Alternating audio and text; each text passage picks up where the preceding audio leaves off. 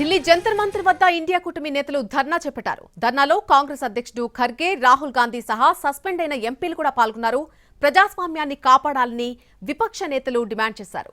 ప్రతిపక్షం లేకుండా బిల్లులు ఆమోదించడం మోడీ ప్రభుత్వ విధానాలను తీవ్రంగా వ్యతిరేకించారు.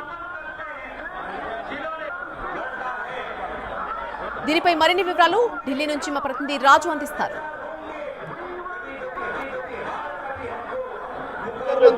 ఇండియా కూటమి పెద్ద ఎత్తున ఆందోళన చేస్తుంది. ప్రదేశంలో చూస్తున్నాము.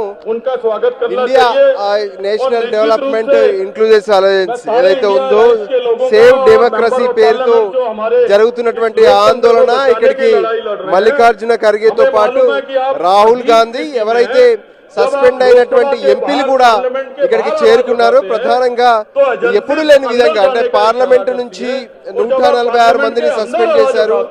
సో దీని అప్రజాస్వామ్యం అంటూ పెద్ద ఎత్తున ఆందోళన చేస్తున్నటువంటి పరిస్థితి ఉంది. ఈ నేపథ్యంలోనే ముఖ్యంగా అంటే పార్లమెంట్ లో భద్రతా అంశం పైన ప్రధానమంత్రి, మరోవైపు మిగతా హోంశాఖ మంత్రి ప్రకటన కావాలని చెప్పి డిమాండ్ చేశాము.